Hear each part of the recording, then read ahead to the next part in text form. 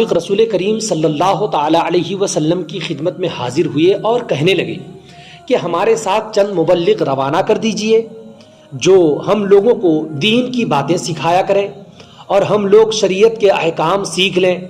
حضور پاک صاحب الاولاد صلی اللہ تعالی علیہ وسلم نے اپنے 10 اصحاب جن کے سردار حضرت عاصم بن ثابت رضی اللہ عنہ تھے ان کے ہمراہ روانہ کر دیے۔ یہ لوگ جب مقام رجیع پر پہنچے تو منافقین نے بدعہدی کر کے قبیلہ بنو لحیان کے 200 آدمیوں کو ساتھ ملا کر ان 10 صحابہ پر حملہ کر دیا۔ بیچ راستے میں جب حملہ کر دیا، حضرت عاصم رضی اللہ تعالی عنہ معاہو اپنے 7 ساتھیوں کے شہید ہو گئے، اور حضرت عاصم نے شہادت سے قبل یہ دعا پڑھی، اللہم اے ہمارے رب، میں نے تیرے دین کی حمایت میں جان دی، اب تو ان کافروں کے ہاتھوں سے میرے بدن کو بچا لے۔ بات سمجھ میں آئی؟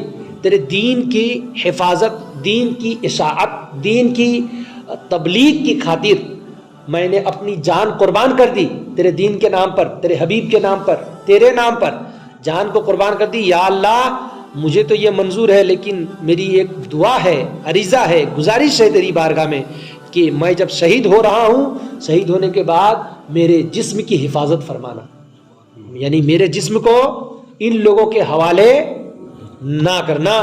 اللہ پاک سب کی سنتا ہے کہ نہیں؟ یعنی میری لاش ان کے ہاتھ نہ لگے۔ چنانچہ منافقین حضرت عاصم کا سر کاٹنے کے ارادہ سے آگے بڑھنے لگے تو اللہ تعالیٰ نے فوراً شہد کی مکھیوں کا ایک لشکر بھیج دیا۔ اس کی مکھیوں کا، شہد کی مکھیوں کا ایک لشکر بھیج دیا، جنہوں نے حضرت عاصم رضی اللہ تعالی عنہ کی لاش مبارک پر پردہ ڈال دیا اور کسی کافر کو پاس بھٹکنے نہ دیا۔ جب رات ہوئی تو خدائے تبارک و تعالی نے ایک سیلاب ایسا بھیجا کہ حضرت عاصم رضی اللہ تعالی عنہ کے بدن مبارک کو بہا کر لے گیا، اور کافر خائب و خاسر پھرے، یعنی خائب و خاسر ہو کر رہ گئے، وہاں سے منہ پھیر کر پیچھے واپس آ گئے۔ حضرات محترم، اس سے سبق کیا ملا کہ صحابہ کرام رضوان اللہ تعالی علیہم اجمعین دین کی خاطر زندہ رہے اور دین ہی کی حمایت میں وہ جان بھی دیتے رہے، ہے کہ نہیں؟ دین کی خاطر دنیا میں بھی رہے اور دین کی خاطر دنیا سے بھی گئے۔ اور یہ بھی معلوم ہوا کہ رسول اللہ صلی اللہ علیہ وسلم کے یاروں سے دشمنی و عداوت یہ منافقین کا کام ہے۔ رسول پاک کے جو لوگ دوست ہیں، یار ہیں، ان سے دشمنی وہی لوگ کرتے ہیں جو لوگ منافق ہوتے ہیں۔ مسلمانہ ایسا ہرگز نہیں کر سکتے، یعنی جنہوں رسول پاک کے دوستوں کے ساتھ دشمنی کریں گے انہوں منافقی ہوتے۔ بات سمجھ میں آئی کہ نہیں؟ تو چند منافقین حضور صلی اللہ علیہ وسلم کی خدمت میں حاضر ہو کر 10 صحابہ کرام کو بغرض تبلیغ اپنے ہمراہ لے گئے، اور راستے میں مقام رجی پر دھوکہ کر کے ان 10 صحابہ میں سے 8 کو شہید کر دیا، اور 2 کو جن کا نام حضرت خبیب اور حضرت زید رضی اللہ عنہما تھا گرفتار کر کے مکہ لے آئے۔ بات سمجھ میں آئی؟ کہاں لے کر آئے؟ مکہ لے کر آئے۔ ایک کا نام کیا تھا؟ ایک صحابی کا نام حضرت خبیب اور دوسرے صحابی کا نام حضرت زید رضی اللہ تعالی عنہما۔ یہ 2 صحابی کو گرفتار کر لیے اور 8 صحابہ کو کیا کیے؟ شہید کر دیے۔ اب 8 صحابہ کو شہید کرنے کے بعد 2 صحابہ کو گرفتار کر کے مکہ لے کر آئے۔ مکہ لے کر آنے کے بعد قریش کے پاس فروخت کر دیا۔ مکہ میں جو لوگ قریش تھے، رسول کریم صلی اللہ تعالی علیہ وسلم کے دشمن تھے، ان تمام دشمنوں کے ہاتھوں ان دونوں صحابی کو، بزرگ صحابی کو فروخت کر دیا۔ حضرت خبیب رضی اللہ تعالی عنہ نے جنگ وحد میں حارث بن عامر کو قتل کیا تھا۔ جنگ وحد میں کس کو قتل کیا تھا؟ حارث بن عامر کو، جو کافر تھا، اس کو جب قتل کیا تھا، اس لیے ان کو حارث کے لڑکوں نے خریدا۔ حضرت خبیب کو حارث کے لڑکوں نے خریدا۔ کیوں؟ کہ میرے ابا کو قتل کیا نا، تو میں اس کو خرید کے قتل کر دوں۔ بات سمجھ میں آئی؟ تو تو اس لیے حارث کے لڑکوں نے خریدا تاکہ باپ کے بدلہ میں قتل کریں. چند روز بھوکا پیاسا اپنے گھر میں قید رکھا. ایک دن حارث کا بچہ تیز چھری سے کھیلتا ہوا خبیب رضی اللہ تعالی عنہ کے پاس پہنچ گیا. حضرت خبیب کو جس پنجرے کے اندر رکھا گیا تھا,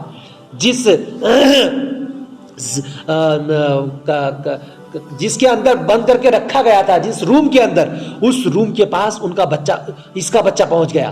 کس کا؟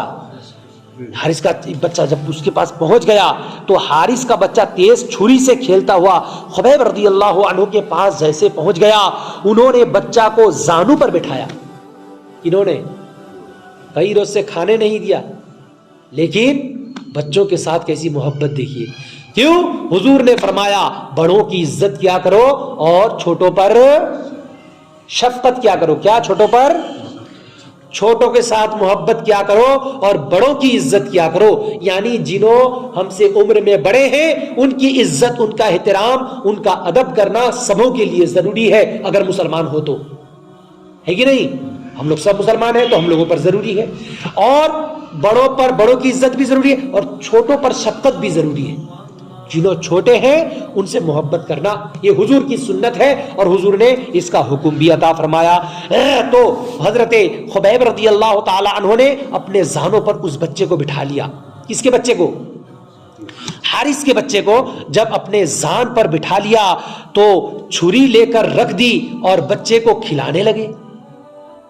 چھری لے کر سائڈ میں رکھ دی اور بچے کو جب کھلانے لگے, جب بچے کی ماں نے دیکھا کہ اس کا بچہ چھری لے کر اس قیدی کے پاس ہے جسے چند روز سے انہوں نے بے آب و دانہ رکھا تھا, تو وہ کانپ اٹھی اور بے اختیار چیخ اٹھی. خبیب نے کہا کیا تو یہ سمجھتی ہے کہ میں اسے قتل کر دوں گا؟ کیا تو نہیں جانتی کہ میں مسلمان ہوں؟ مسلمانوں کا کام قتل کرنا نہیں ہے, مسلمانوں کا کام لڑائی کرنا, گلاٹا کرنا, جھگڑا کرنا نہیں ہے. مسلمانوں کا کام ظلم کرنا نہیں ہے. مسلمانوں کا کام تو امن و امان پھیلانا ہے. بات سمجھ میں آئی؟ یعنی امن و امان یعنی شانتی, جس کو ہم لوگ کہتے ہیں, شانتی کی بات کرنا, امن کی بات کرنا, یہی مسلمانوں کا کام ہے. لڑائی گلاٹا, قتل و غارت یہ کام مسلمانوں کا نہیں ہے. یہ جو ہم لوگ جو کرتے ہیں تو پھر اس کا معنی کیا ہوا؟ اس کا معنی یہ ہے کہ جب کوئی آدمی آپ پر ظلم کرے تو وہ ظلم سہنا بھی مسلمانوں کا کام نہیں ہے. مسلمانہ ظلم کبھی سہتے نہیں ہیں. ظلم جنہوں کرتے ان کا منہ توڑ جواب دینا یہ بھی مسلمانوں کا کام ہے کہ نہیں؟ کسی کے اوپر ظلم کرنا بھی نہیں اور ظلم سہنا بھی نہیں.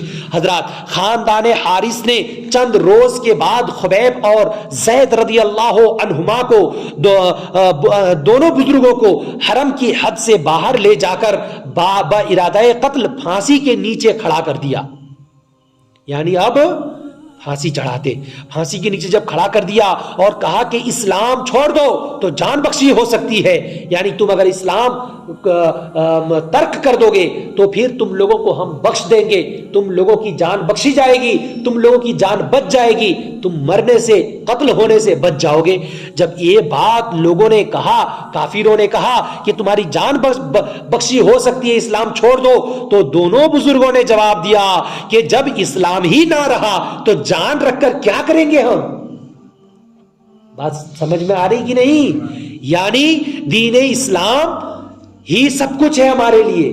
جب دین اسلام ہی ہمارے پاس نہ رہا, جب اسلام ہی سے ہم ہٹ گئے تو پھر جان باقی رہ کے کیا فائدہ؟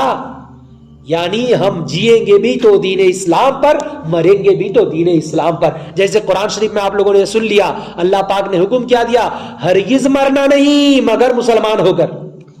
ہے یعنی اسلام کی حالت میں مرنا, مرنے سے پہلے کلمہ پڑھ لینا. بات سمجھ میں آئے گی نہیں؟ تو یہاں پر حضرت نے کیا فرما دیا دونوں بزرگوں نے کہ جب تم جان بخشی کی بات کرتے ہو کہ اگر میں اسلام چھوڑ دوں تو جان بخشی ہو جائے گی, بھائی جب اسلام ہی نہ رہا تو جان رکھ کر کیا کریں گے؟ قریش نے پوچھا کہ کوئی تمنا ہو تو بیان کرو. خبیب رضی اللہ تعالی عنہ نے 2 رکعت نماز پڑھنے کی اجازت مانگی اور قاتلوں نے مہلت دے دی. حضرت خبیب رضی اللہ تعالی عنہ نے نماز ادا کی اور نماز پڑھ کر فرمایا کہ دیر تک نماز پڑھنے کو جی چاہتا تھا, لیکن سوچا کہ دشمن یہ نہ کہیں کہ موت سے ڈر گیا ہے. اس کے بعد قاتلوں نے حضرت خبیب رضی اللہ تعالی عنہ کو شہید کر دیا. حضرت خبیب رضی اللہ تعالی عنہ نے پھانسی پانے سے قبل یہ شعر پڑھا، یعنی اسلام کی حالت میں مجھے کسی طرح بھی مارا جائے مجھے کوئی پرواہ نہیں. اسلام کی حالت میں مجھے کسی طریقے سے بھی مارا جائے، میں جب دین اسلام میں رہ کر مر رہا ہوں، اب مجھے کوئی بھی فرق نہیں پڑتا، کوئی بھی پرواہ نہیں ہوتا. یعنی مجھے کسی چیز کا پرواہ نہیں کوئی پرواہ نہیں مجھے، میں دین اسلام پہ قتل ہونے کے لیے تیار ہوں. اس کے بعد حضرت زید رضی اللہ تعالی عنہ کی باری آئی. آپ کے قتل کے وقت قریش کے بڑے بڑے سردار تماشا دیکھنے آئے. ایک سردار نے بڑھ کر کہا کہ سچ کہنا، اگر اس وقت تمہارے محمد صلی اللہ تعالی وسلم تمہاری جگہ قتل کیے جاتے اور تم بچ جاتے تو کیا تم اس بات کو اپنی خوش قسمتی نہ سمجھتے؟ حضرت زید سے انہوں کیا سوال کر رہے، مذاق کرتے ہوئے، مذاق اڑاتے ہوئے، کہ اگر تمہاری جگہ میں تمہارے محمد قتل ہوتے اور تمہاری جان بخش جاتی، تم اگر بچ جاتے تو کیا تم خوش نہیں ہوتے؟ تو انہوں نے کیا جواب دیا سنیے.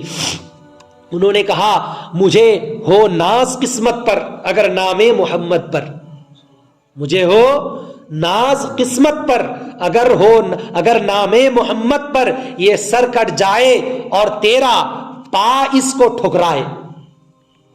اگر نام محمد پر میرا سر کٹ جائے اور تیرے پاؤں نام محمد پر مجھ کو ٹھکرائے، یہ سب کچھ ہے گوارا، پر یہ دیکھا جا نہیں سکتا کہ ان کے پاؤں کے تلوے میں ایک کانٹا بھی چبھ جائے. یہ سب کچھ گوارا، مگر یہ دیکھا جا نہیں سکتا کہ ان کے پاؤں کے تلووں میں ایک کانٹا بھی چبھ جائے. یعنی حضور کے پاؤں کے تلوے میں ایک کانٹا بھی چبھ جائے، یہ ہم نہ گوارا نہیں. اگر میری گردن تیرے حضور کے نام پر تو کاٹ دے اور میری گردن کو تو اگر لات سے ٹھکرائے تو مجھے یہ سب کچھ گوارا ہے، لیکن حضور کے پاؤں پر اگر ایک کانٹے چبھ جائیں یہ مجھے گوارا نہیں ہے. حضرات پھر اس کے بعد حضرت زید کو بھی شہید کر دیا گیا رضی اللہ تعالی عنہما.